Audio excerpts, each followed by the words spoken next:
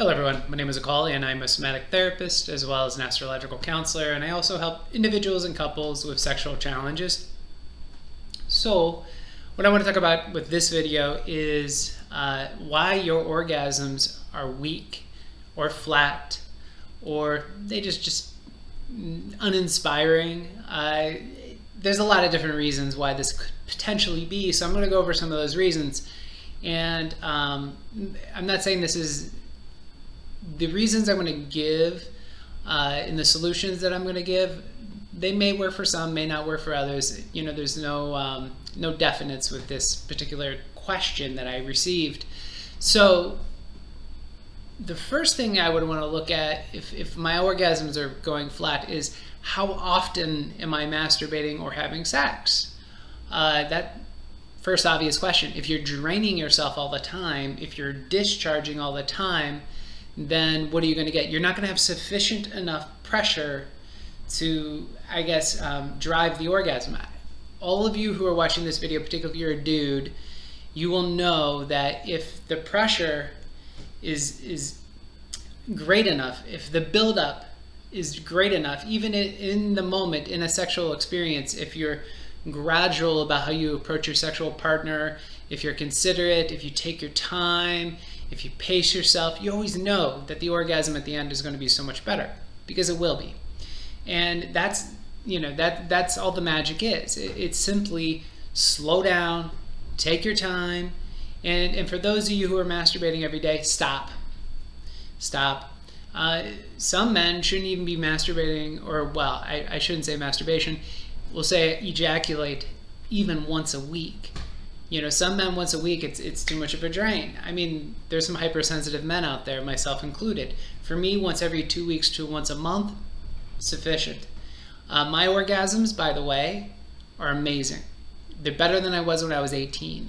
I'm 45 now, and so that to me says a lot. And it doesn't mean I'm an expert necessarily on this topic. It's just kind of common sense that if you abstain, you let the pressure build, there's going to be more underneath that orgasm that's going to bring you a greater experience. There's a lot of books written about orgasm and how incredibly powerful they are at a moving emotion. And once you get emotions moving, it's part of how we can evolve as human beings, is that we can see what aspects of our emotional self has been repressed. These things will power their way to the surface, and we can be objective with them. It's part, again, of how we find our center, how we, how we clear so that we can recognize our soul, recognize spirit, energy, prana, as it's moving through us in a more clear way. So, another reason that your orgasms might suck has to do with disinterest. Now, if you're super, super busy, it's just not where you're looking, right? However, I think there's two different ways to do this. If you have kids and, and a house and you got work and you've got it's just so much to take care of. That's a reality, and I can respect that. You may be exhausted. You may be overly tired, so you're going to have to figure out some sort of life balance. There's no other way around it. You're going to have to find some way to get more sleep, get more rest. Otherwise, you're not going to be interested in sex, and it's just how it is. So you have to either accept that as your destiny, that you're not going to be interested and you're not going to have good orgasms, or you're going to find ways to get additional rest in your life, period. Now, the other thing is, regarding disinterest, it has to do with where you're looking. And so if you're looking at, work, if you're looking at responsibilities, if you're looking at your bills, if you're looking or worrying about these things, what ends up happening is that's where your attention is focused. So my suggestion for those of you who lack interest is in the early wee hours of the morning, when most of us start to kind of wake up. For me, it's just before sunrise. I start to kind of like wake up a little bit, and I'm in a dreamy headspace. If I want to maintain a nice, warm, healthy charge throughout my day, in other words, have a background of horny all day, which I love, because to me, horny is high. I feel alive, I feel high, and I'm not thinking about sex all day. It's simply, I feel connected to that sexual energy. So porno doesn't work for this, by the way. using an external visualization in order to trigger your energy within simply does this. It brings the energy up from the base and goes out the eyes. The eyes are a conduit for energy.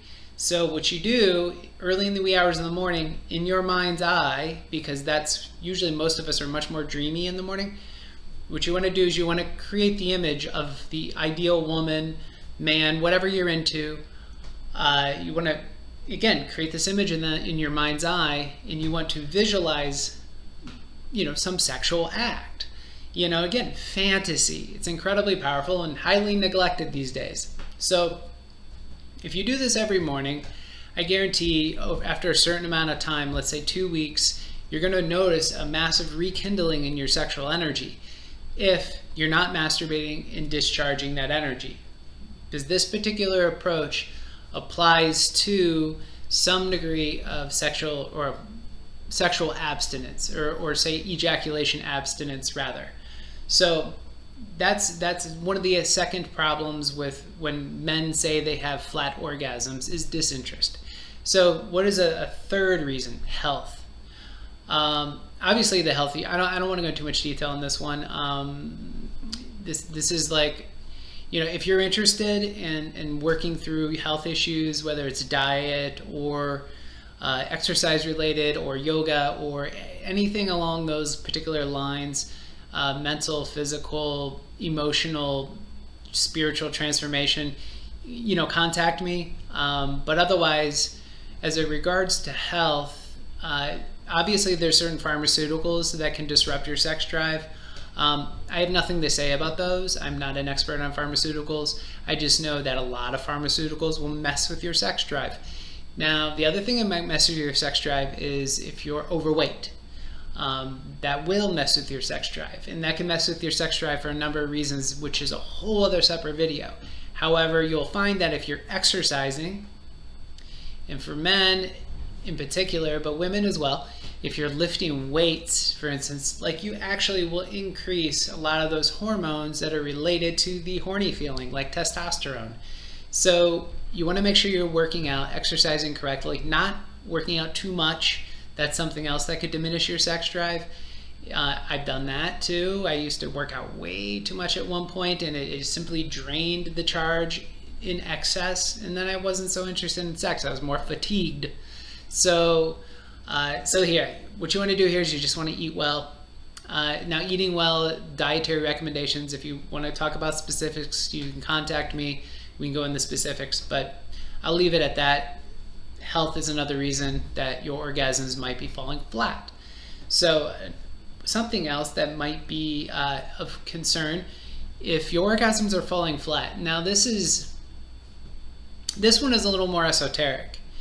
The reason your orgasms are falling flat, and I would say this is true of even the healthiest individuals, the individuals who are practicing abstinence from ejaculation, they're doing everything correctly, right?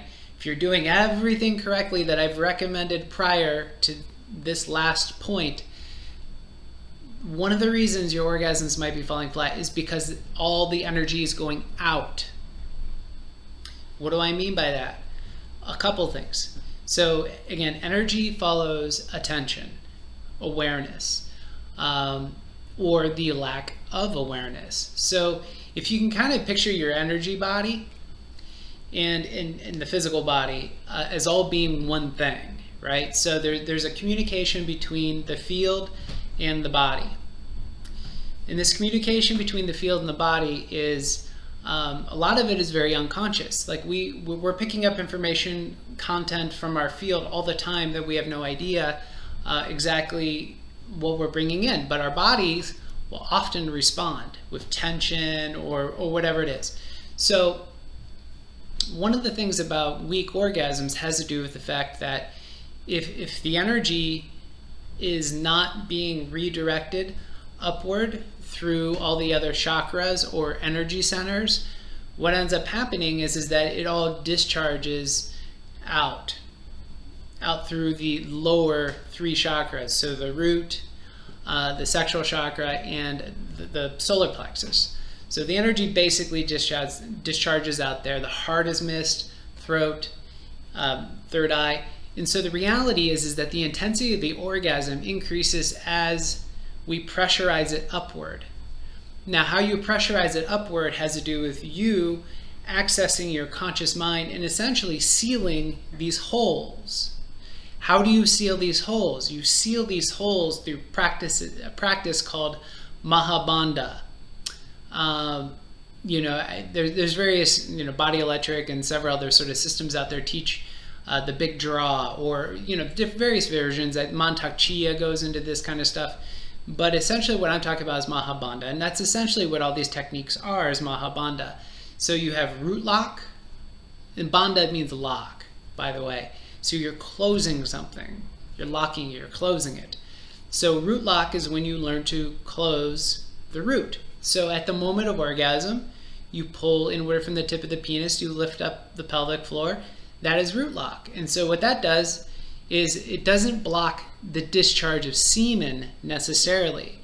But again, the semen's not, that's kind of not what I'm talking about here when I'm talking about the power and magnitude of your orgasm. What's important about the power, what drives the power and magnitude of the orgasm has to do with the energy itself and your participation with that energy. So at the moment of orgasm, you pull in from the tip of the penis, lift up the pelvic floor, all of a sudden it redirects it. Now, if you continue this pulling in the belt line, lifting up under the rib cage, it's called Uddiyana Bandha, or sort of diaphragm lock. So light lift up under the rib cage. And again, you can add a little inhale, pull root lock, lift up, tongue at the roof of the mouth, roll the eyes up. I've done videos on this technique before. And essentially what you're doing is you're squeezing all the energy upward. But again, you're sealing the holes where the energy could go out, right? You're also transmuting, so to speak, transmuting that energy to the heart chakra, to the throat chakra, to the third eye. So after you do techniques like this for a while, it takes some practice, but again, I'm 45. I have better orgasms now than I did when I was 18, and I'm not exaggerating. I remember my orgasms when I was 18, mind-blowing. Now, way more intense. And essentially, I guess I never knew my capacity. But when I was 18, I was externalizing my energy, right? I was looking at the woman I was with, and like, ooh, I was kind of sort of entranced by her breasts or whatever it was. So the energy goes out. So what we're learning here to do is to center the energy because of one universal principle, which is, and if you never forget this and you work towards this as a goal, your orgasms will be amazing. You'll be centered. You'll be meditative. You'll be objective. You'll have connections to your emotions. And you'll feel much more in tune with life and nature in general if you could remember this one thing. We shine from the inside out. Another way of saying this is you can only love the other as much as you love yourself, right? So that's another way of kind of saying it, which is a little more mundane, but I prefer we shine from the inside out, meaning if I'm learning to consolidate my energy within through meditation, through different various practices, that over time, that energy builds within and then it overflows out. It pressurizes the heart so you connect. And again, this has a lot to do with you making choices in life too, accessing your willpower. That's another helpful sort of hint when it comes to shining from the inside out. But I guess the last thing I'll say about this whole idea of flat orgasm is, there's no drug that can do this, right? We're all perfectly equipped. You're not going to take a vaccine or a drug or anything. There's nothing that science is going to offer you that is beyond the capacity of what you have innately. So learn to be human, learn to access what is innate, and you will be rewarded tremendously. So with all that said, thank you for watching this video. Appreciate it.